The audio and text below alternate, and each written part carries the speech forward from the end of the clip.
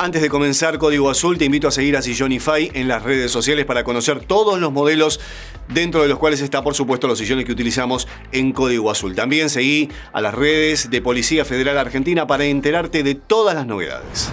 Bienvenidos a Código Azul, el podcast de la Policía Federal Argentina. Enero de 2024, el inicio del año y un caso que conmocionó a la opinión pública por lo grave de lo ocurrido en esa mañana del 22 de enero. Estamos con Eduardo Aguilera. Eduardo, ¿cómo estás? Bien, bien. Gracias por invitarme. No necesita mayor presentación. Es el papá de Uma, uno de los integrantes de la Policía Federal Argentina, que hoy se sienta con nosotros para charlar sobre aquel 22 de enero, pero también para charlar sobre su vida como Policía Federal. Contanos primero, Eduardo, ¿cómo fue que llegaste a la Policía Federal Argentina? Bueno, yo entré a la fuerza en el año 2017. Entré a la escuela de cadetes, estudié 3 años, donde estuvimos internados. Ahí conocí a mi esposa, me preparé, me recibí de oficial ayudante y ahí inició, fue la etapa de inicio dentro de la carrera. Las especializaciones que fui haciendo después, los entrenamientos que fuimos teniendo, que de hecho seguimos teniendo, seguimos profesionalizándonos siempre. La idea nuestra es ser cada día más profesional para cuidar la vida. O sea, todos los hombres y mujeres que integran la Policía Federal se entrenan, estudian, se capacitan justamente para eso, para cuidar la vida. Ese es nuestro fin. En el momento en el que ocurre el hecho con Uma, vos formabas parte, y todavía hoy formás parte, de la custodia de la ministra de Seguridad Nacional. Sí, sí. Por supuesto, especializado en muchísimas técnicas que tienen que ver con la protección de la vida, Sí. con evasión, con maniobras de evasión, con todo. Imagino todo aquel entrenamiento que vos recibiste a lo largo de todos tus años de carrera, lo tuviste que intentar ejecutar en esos instantes que fueron determinantes en tu vida. Para mí en ese momento lo sigue siendo, una prueba de fuego diaria, pero en ese momento, como recién decía, sí, yo sabía poner un torniquete, yo sabía poner una vía, yo sabía hacer un tapón para que no te desangraras, pero todo ese entrenamiento yo lo tenía preparado para defenderte a vos, para defender a un funcionario, para ayudar a un compañero. Jamás me imaginé en mi vida que ese conocimiento yo lo tendría que aplicar con mi hija. Vos imaginate que mi nena recibe los 2 impactos de bala que le atraviesan la cabeza. Entonces cuando yo la veo, que la nena se me apaga en el auto, veo el correr de la sangre por el cuello y no es que me desesperé, sino como que nosotros el estrés lo entrenamos. El estrés se entrena, el miedo siempre lo tenés, pero el estrés se entrena. Y el estrés se entrena con ¿cómo es? Valga redundancia, con peligro, con fuego vivo. En ese momento es como que mi cabeza hizo un clic y empecé a buscar heridas, rápido. La bajé del auto, empecé a buscar heridas. Le veo la manito, ella seguía hablando, le veo la manito y tenía una fractura expuesta en el dedo anular de la mano izquierda. La había pegado en una arteria. La arteria, como nosotros sabemos, si la dejamos correr y no la asistimos rápida, te desangrás. En ese momento viene mi señora rápido y le pido, digo, gorda, tráeme rápido el botiquín que yo uso para trabajar, que está siempre a mano. Me lo trae y ahí ella me empezó a asistir, que yo creo que si mi señora no me hubiese asistido, yo por ahí no hubiese prolongado la vida de mi nena, como me dijo el jefe de cirugía, ¿no?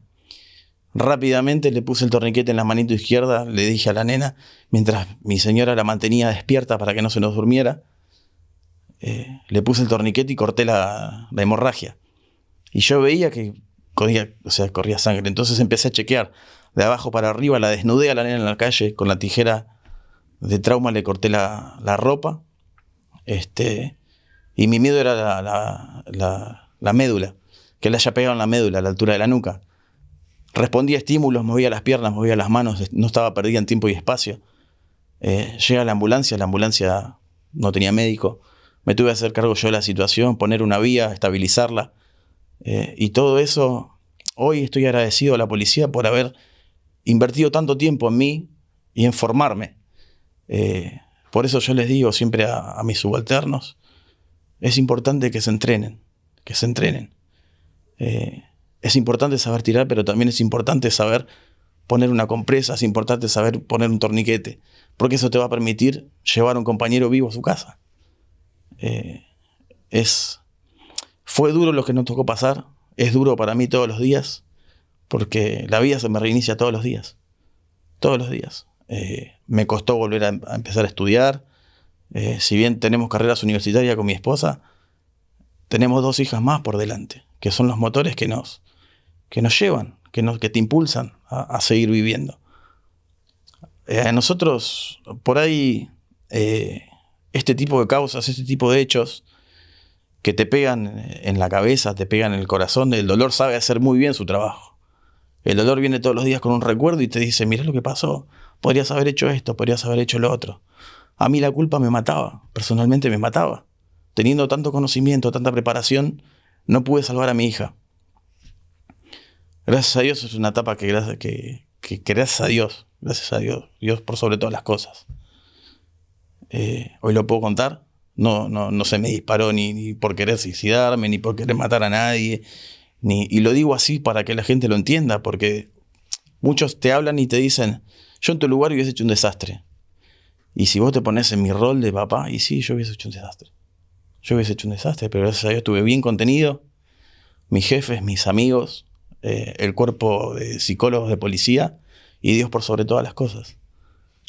¿Cómo fue y cómo es levantarte todos los días para afrontar y enfrentar esta realidad?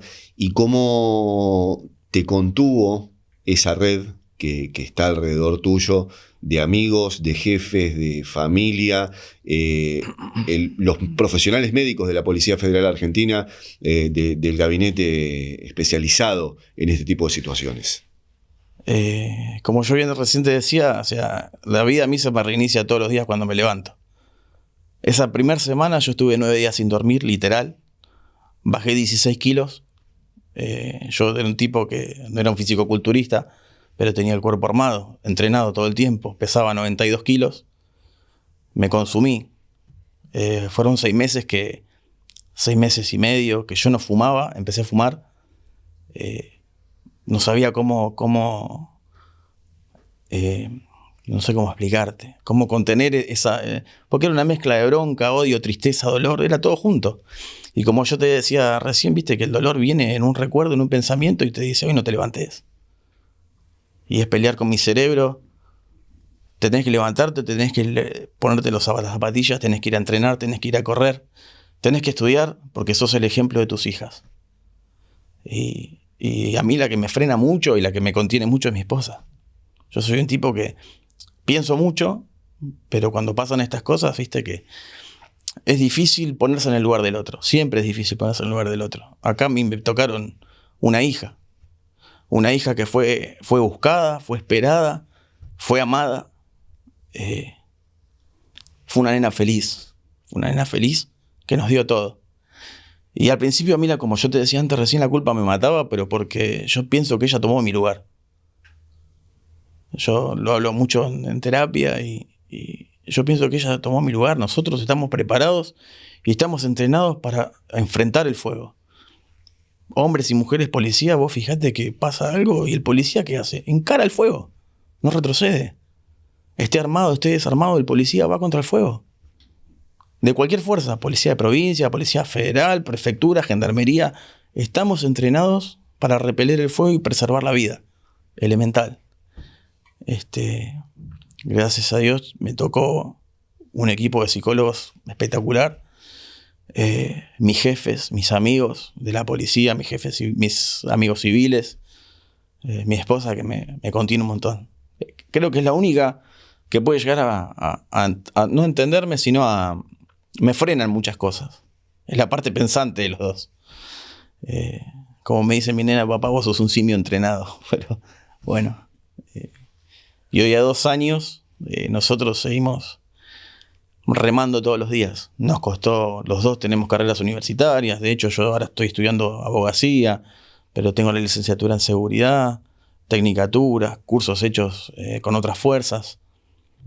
Cosa que hace cualquier policía que le gusta, etcétera, que ama esta profesión. Eduardo, ¿cómo es tomar todo ese dolor y tratar de contenerlo para seguir adelante? Y yo, por ejemplo, el dolor lo transformo en fuerza. Salgo y corro. Corro y corro mucho. Corro. Me pongo los auriculares y corro porque donde pienso... si yo me quedo quieto, o no me pongo a leer, o no me pongo a estudiar, o donde me quedo quieto, soné. Entonces busco algo para hacer continuamente. Al principio, yo te cuento, estuve 9 días sin dormir, literal. Literal, es como hacer un curso básico de una fuerza especial, pero con dolor. Fueron 9 días que yo no dormía. Y fumaba.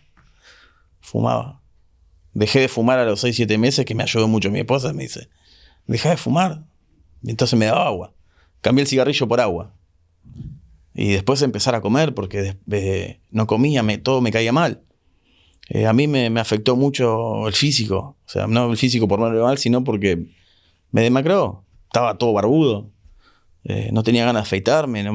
Bañarme sí, pero ya te digo, no me quería ni poner las zapatillas, no me quería levantar. Es muy difícil. Y yo resalto en esto mucho, como siempre digo, primero Dios, mi esposa, mi familia, mis amigos, mucha gente del grupo especial del G1, principalmente el principal Vidachea, que es mi hermano, el principal Loto, que está conmigo en la custodia, mi jefe, el comisario Busetti, mucha gente que al día de hoy, o sea, dejaron de ser mis amigos para ser mis hermanos. Y si vos me decís tenés que dar la vida por eso, y yo con gusto lo haría. Lamentablemente en estos momentos uno ve de qué está hecho cada uno. A mí me tocó pasar esto, y que no se lo recomiendo ni siquiera a los que mataron a mi hija. Es un dolor terrible porque te cambia la vida, no solamente a nosotros, le cambió la vida a mi familia, le cambió la vida a mis amigos. En casa tenemos una habitación vacía donde duerme una caniche. Era la perrita de Uma que dormía con ella. Y vos imaginate que Uma tenía la costumbre de levantarse y ponerle, como jugaba mucho conmigo de manos, hacía flexiones o eran cosas de ella, la locura que tenía ella de chiquita. Tendía la cama y acomodaba sus juguetes, sus muñecas, muy meticulosa, todo en cajita. Y ahora esa habitación está vacía. Que Maru entra y la limpia, yo por ahí desde la puerta, porque todavía me cuesta entrar. Y duerme un caniche ahí, duerme Lola. Para cerrar, me gustaría que me pongas a Uma en una foto, una imagen de ella, la que te llevas vos para la eternidad. Sonriendo, feliz, amaba las mariposas, amaba los arcoíris y le encantaba pelear. Fue campeona 2 veces en lomas de taekwondo. Era una nena, imagínate que mi nena se fue con toda su inocencia. Ella esperaba todos los años a Papá Noel, ella esperaba a los Reyes Magos. El día del niño era... Con Maru siempre nos reímos porque nos sacudía la billetera. De las 3, por ahí ya era más recatada, ¿viste? Siempre más grande, pero Uma te pedía una estrella y comprásela.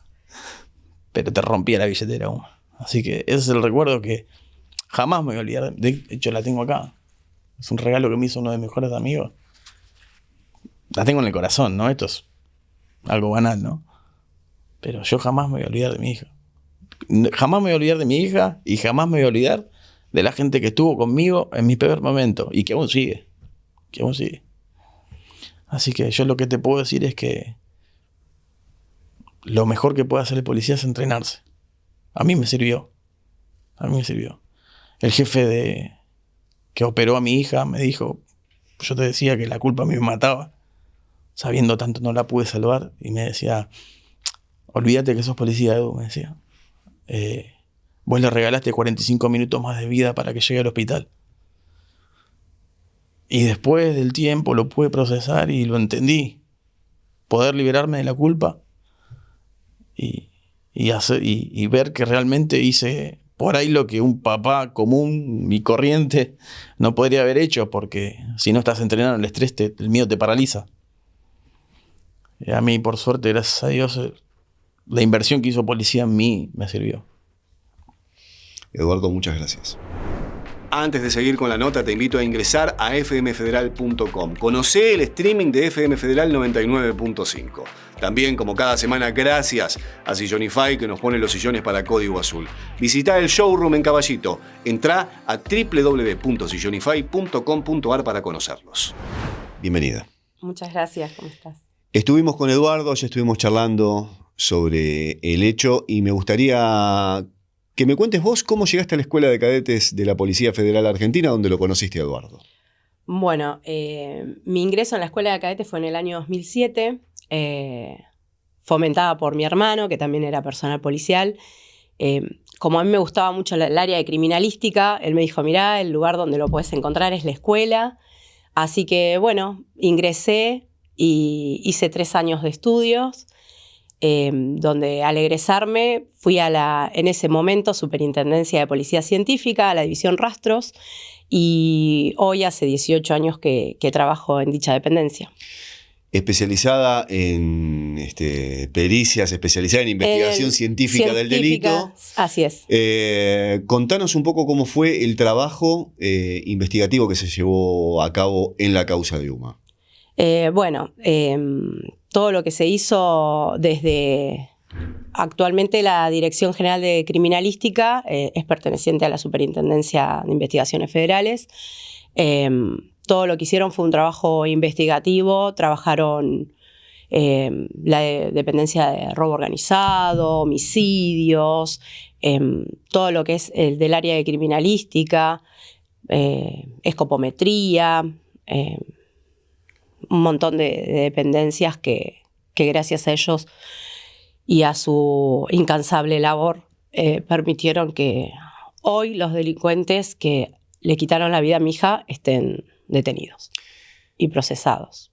Muchas veces en la gente dice, bueno, pero actuaron rápido porque los papás son policías, pero ese mismo trabajo que hicieron con el caso de UMA es un trabajo que se replica todos los días, no solo en la Policía Federal Argentina, sino en todas las fuerzas. Esto es así. Desde mi lado, cuando yo ingresé a la policía, me ponía en lugar de las familias, que ya sea porque estén buscando una persona desaparecida o porque hayan asesinado a un familiar, uno siempre quiere encontrar a los responsables. Y el trabajo que hicieron, que muchos dicen, como vos decís, lo hicieron porque es parte de la institución, no es así. Policía trabaja incansablemente para resolver cualquier hecho, porque sabe que del otro lado hay una familia esperando una respuesta. Hay una familia esperando que encuentren a los autores del hecho que se investiga. Así que el mismo empeño que pusieron para el caso de mi hija lo ponen a diario para cualquier caso que se les presente. ¿Un caso que a vos como investigadora científica del delito te haya marcado? El de Ángeles Rawson. Sí. ¿Trabajaste particularmente en ese caso? Lo seguí muy de cerca. Bien. Sí. Contanos un poco, hablábamos fuera de aire de las sentencias de julio, de octubre. Sí. ¿Cómo fue todo el proceso investigativo y cómo lograron materializar una sentencia que sabemos que no va a cambiar la realidad de ustedes, que cambió para siempre ese 22 de enero, pero que sí los va a acercar de alguna forma a la tranquilidad? Como digo siempre, nada de lo que pase, ni de lo que pasó, ni la resolución de sentencia que nosotros tuvimos, me va a devolver la vida de mi hija, pero sí permite que esta gente no siga haciendo daño a otras familias. Particularmente, a mí me costó muchísimo porque estaba mi cabeza como mamá y a la vez como personal policial que trabaja y vive y ve y analiza este tipo de casos. Uh-huh. Era muy difícil a veces poder tomar el papel de mamá y no pensar fríamente, porque me pasaba eso. Es como que mi profesión se superponía a mi rol de madre. No, y esta prueba, y esto, o sea, me empapé en toda la causa porque yo quería que mi hija tuviese justicia. Y a veces me decían, vos sos la mamá. Claro. Porque al estar investigando había un montón de cosas, hoy hablarlo me quiebra, y estar en ese momento viendo un montón de pruebas me dolían y me quebraban y me decían, tranquila, porque vos sos la mamá. Fue muy, muy difícil. Fue muy difícil para mí no poder dejar también de, por otro lado, hacer mi trabajo. ¿Sí? Yo quería que mi hija tuviese justicia, así que traté de empaparme lo más posible en la causa y desde donde pudiera colaborar. El trabajo desarrollado por la policía científica fue clave para poder poner a los acusados a derecho, ¿no? Sí, así es. Bueno, había pruebas como una zapatilla, bueno, individualización criminal, trabajó mucho con las imágenes. Sí, ellos pusieron un montón y colaboraron arduamente para la resolución del caso. ¿Cómo es ver las pruebas del crimen de tu hija, como decías, como mamá, pero también como profesional? Esto estuve muy acompañada por mi psicóloga. Obviamente que antes de poder empezar a empaparme en la causa y leer y ver las declaraciones y demás, es algo que se trabajó en equipo con los abogados que nos representaron, que pertenecen a Policía Federal, al cuerpo de psicólogos que me acompañó, que antes de cada paso veían si era posible que yo tuviera, digamos, acceso a esa información que no afectara todo mi proceso que venía llevando adelante en cuanto a lo psicológico, ¿no? Pero bueno, como soy un ser, considero que bastante pensante y racional, pude tener autorización de mi psicóloga para poder ver todo esto en la causa de mi hija. Que si bien yo sabía que me iba a doler y me iba a afectar, también era algo que yo necesitaba, porque sentía que como mamá era lo último que le podía dar a mi hija, que tenga justicia. Así que en ese sentido traté de ponerme lo más fuerte posible y poder darle a mi hija la justicia que se merece. ¿Sentís que se hizo justicia? Siento que se hizo justicia, sí. A pesar de que esa justicia es solo un paliativo, porque nada me va a devolver la vida de Uma. Nada me la va a devolver ya. Pero sí, ella tuvo justicia. ¿Estás en paz? Estoy en paz. Lo último que le podía dar, se lo di. Sí. Contame quién es Eduardo. Eduardo es mi esposo. Lo conocí en el año 2008 en la escuela de cadetes. Y bueno, desde ahí no nos separamos más. Tuvimos nuestras 3 hijas, Yara, que es nuestra nena más grande, Uma y Emma, que tiene 3 años de edad. Ellas, o sea, Yara y Emma hoy son nuestros motores para llevar adelante y paliar ese dolor por la ausencia de Uma. ¿Cómo trabajaron ustedes 4 unidos como familia y cómo pudieron elaborar el duelo? Y fue difícil porque, bueno, mi nena más grande está en plena etapa de crecimiento, entrando en la adolescencia.